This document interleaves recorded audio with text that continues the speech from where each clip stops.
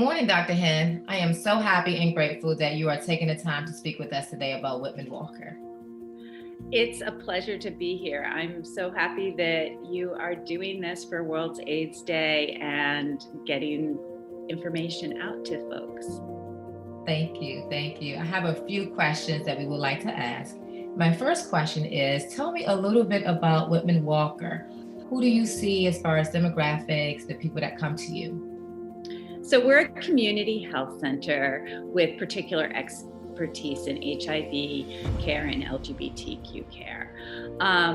We grew out of an STD clinic that was in a basement of a church in Georgetown, run by gay men for gay men.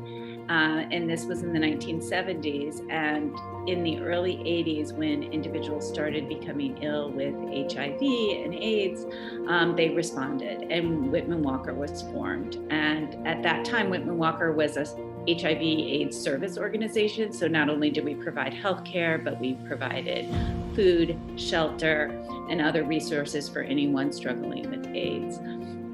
But as the epidemic has evolved and there are great treatments and people are living really normal lives with HIV, we've transitioned to a community health center. So we provide primary medical care, chronic disease management, HIV, STI testing, HIV prevention, as well as ongoing HIV care.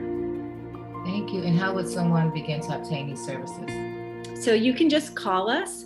Our phone number is 202-745-7000, or if you prefer email us at appointments@whitman-walker.org.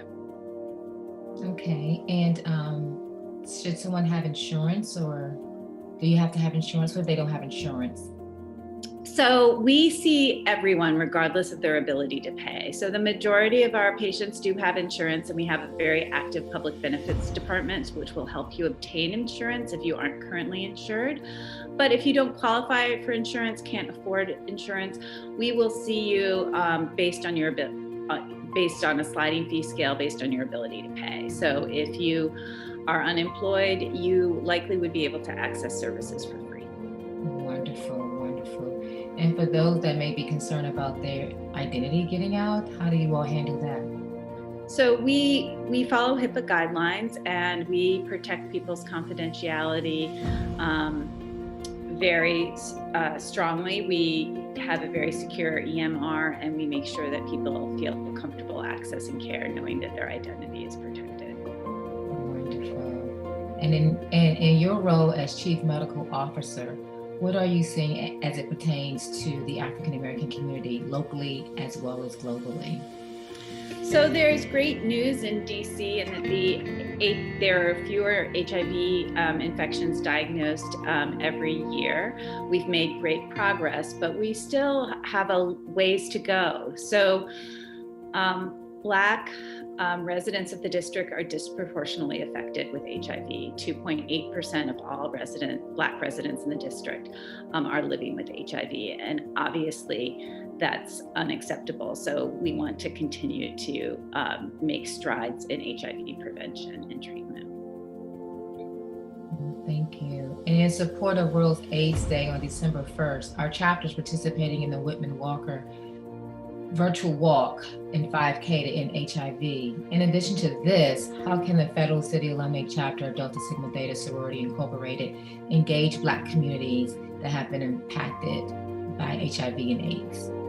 It's great that you're out here supporting this cause and empowering Black women to learn more about their community and about how they can stay healthy.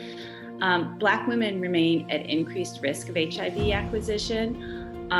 But this risk is not due to risky or promiscuous behavior, but it's by the nature of where Black women live, work, play, socialize, and the history of systemic racism that has impacted Black women at a population level in their access to healthcare. Now we live in an era where there is effective prevention. PrEP, you may have heard of, is a medication you can take daily to prevent HIV acquisition.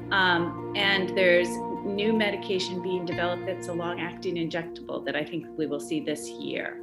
And so the more women know about this and their options for protecting themselves and staying healthy, the better. And so I really commend you for speaking about this and helping to break down stigma around HIV. Thank you. And before we go, is there one myth that you would like to debunk, or is there anything else that you would like to add? Most people who acquire HIV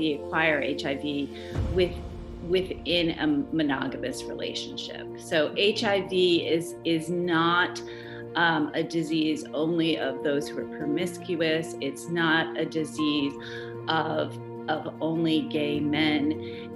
It's an infection that can really infect anyone.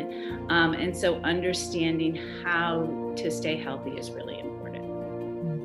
That's wonderful. Thank you. Thank you so much. And if you don't mind repeating the phone number and the email address one more time so people can contact you, that'd be great. Our phone number is 202-745-7000, and the email address is appointments@whitman-walker.org.